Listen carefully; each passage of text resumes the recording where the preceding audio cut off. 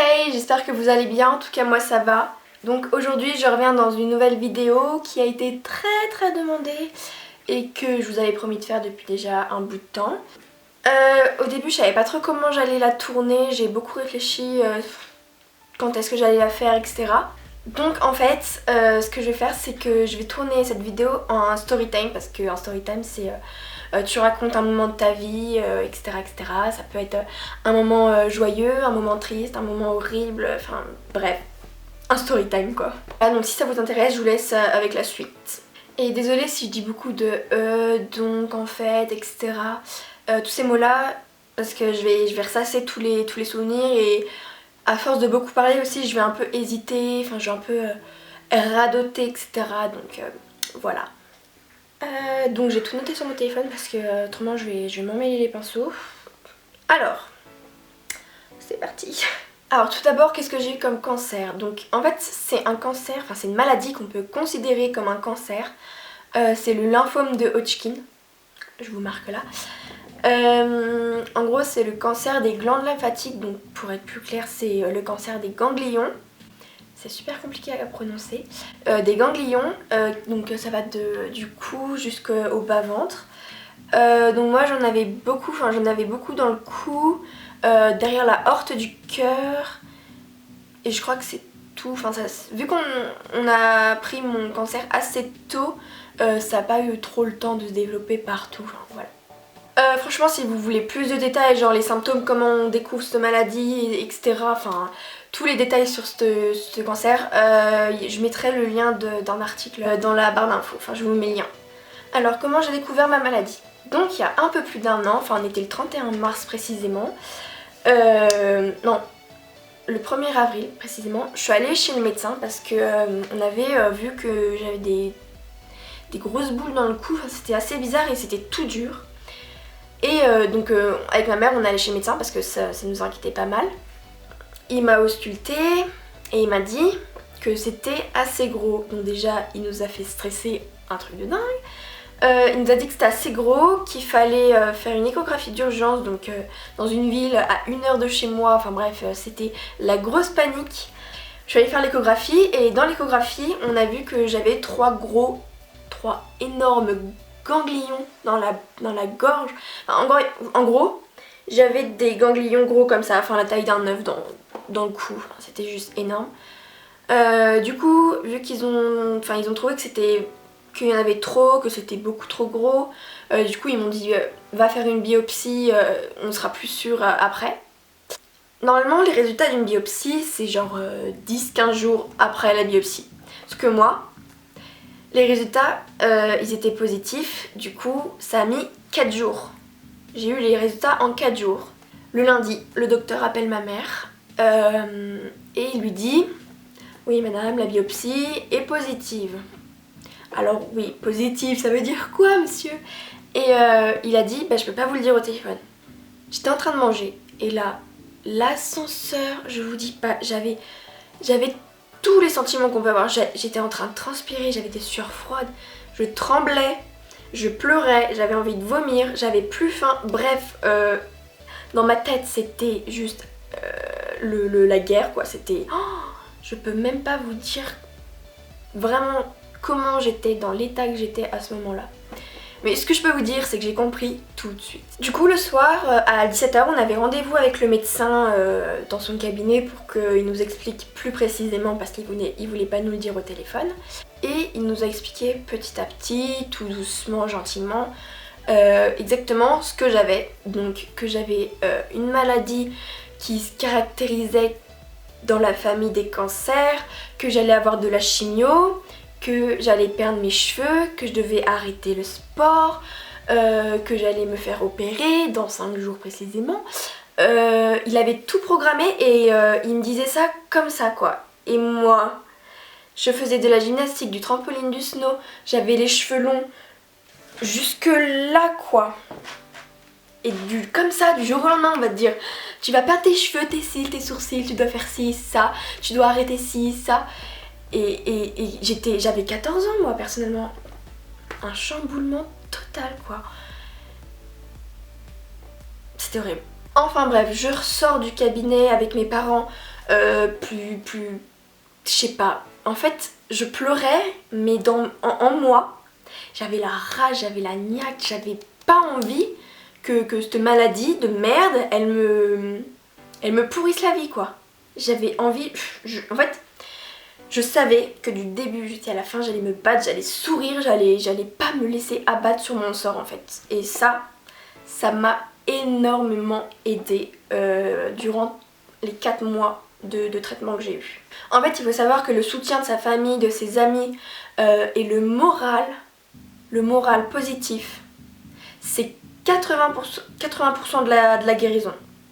Le moral, c'est... Si t'as pas le moral, tu fais aplasie sur aplasie, t'es tout le temps en chambre stérile, t'es malade comme un chien, enfin... En gros, le moral, si t'es positif du début jusqu'à la fin, et ben... ta maladie, elle passera comme ça, comme de l'eau qui coule. Enfin bref, genre 5 jours ou une semaine après être rentrée de chez le médecin, donc je vais à Grenoble pour me faire opérer, pour me mettre la chambre implantable. En fait c'est un petit boîtier, enfin je sais pas comment expliquer, qu'on me met en dessous de la peau. Et c'est là où on me piquera, enfin avec des grosses aiguilles, où on va me piquer pour la chimio parce que... Il faut savoir qu'en gros la chimio c'est très puissant, c'est très fort et on peut pas juste me mettre des perfs dans les coudes parce qu'autrement ça me cramerait les veines quoi. Juste après mon opération, dans la nuit, on met une chimio, en fait j'ai rien vu du tout. Je me rappelle même pas comment c'était ma première chimio, comment j'étais, etc. Je peux même pas vous dire. Je sais juste que j'étais en train de dormir et que ma machine elle bipait toutes les 30 minutes, enfin... C'était juste... ouais, enfin, je me rappelle que de ça, quoi. Enfin, après, ça dépendait des chimios parce que j'avais certaines qui duraient 2 heures, j'en avais d'autres qui duraient 5 heures, d'autres je venais à Grenoble juste pour une demi-heure de chimio, enfin, ça variait souvent. Enfin bref, aussi à côté des chimios, je devais prendre des médicaments, donc notamment de la cortisone parce que ça aide la chimio à agir. Sauf que la cortisone, j'en prenais à haute dose, enfin je veux dire j'en prenais 55 grammes le matin, 55 grammes le soir, donc autant vous dire que sur un long terme c'était énorme. Et en fait quand on prend de la cortisone, on doit suivre un régime, c'est-à-dire pas manger salé, pas manger sucré.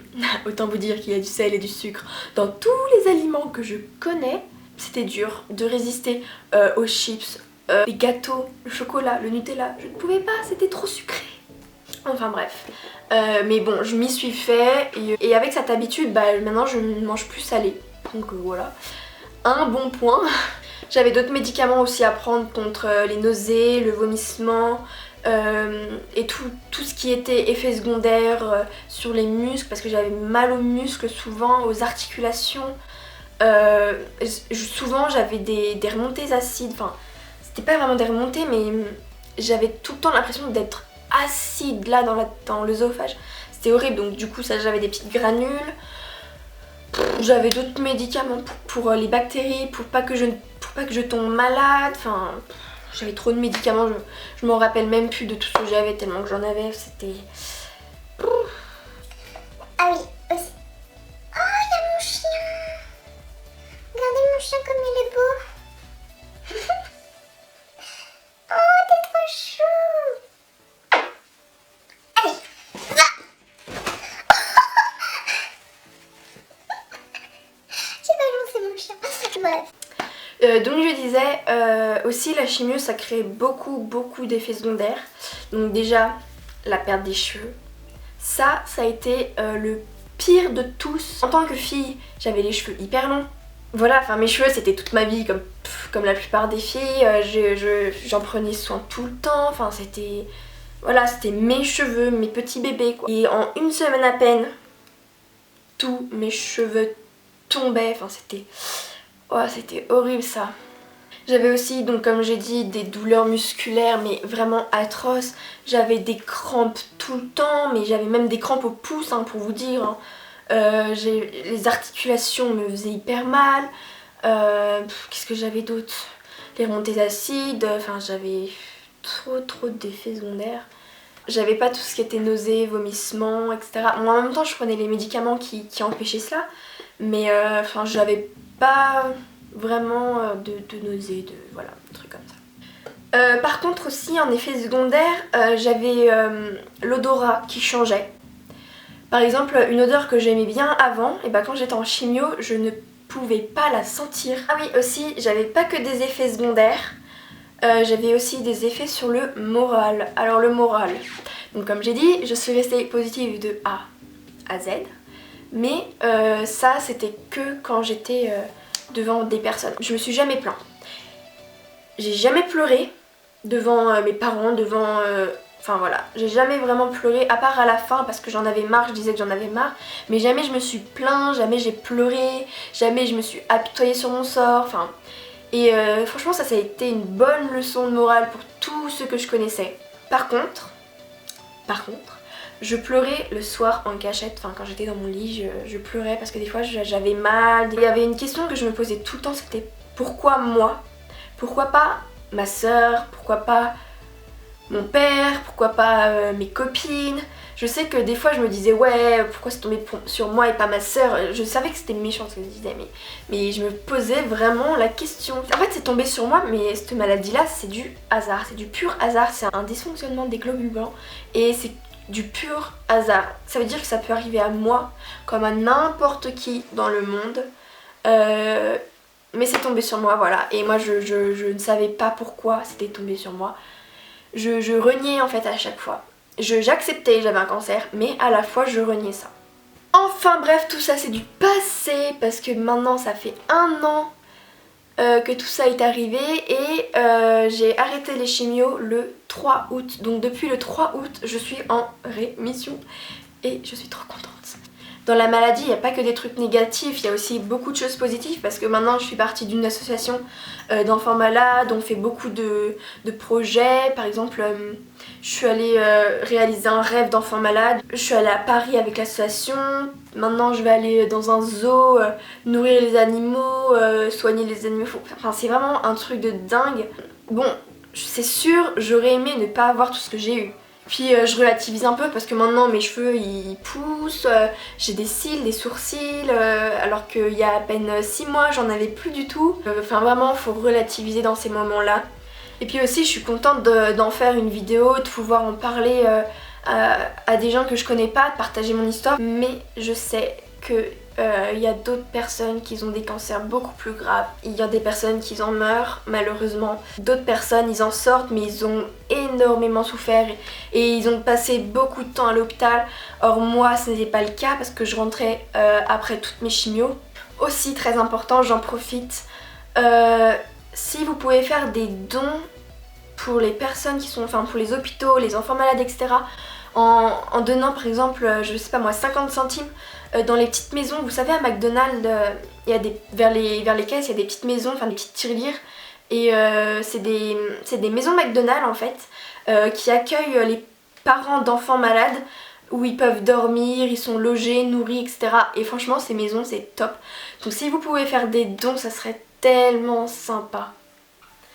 Donc voilà, c'est la fin de cette vidéo, j'espère qu'elle vous aura plu. N'hésitez pas à mettre des pouces en l'air, des commentaires et à vous abonner, ça me ferait hyper plaisir parce que cette vidéo, franchement j'ai mis du temps à la faire. Et moi je vous fais plein de gros bisous et j'espère qu'on se verra très vite dans une autre vidéo. Peace out!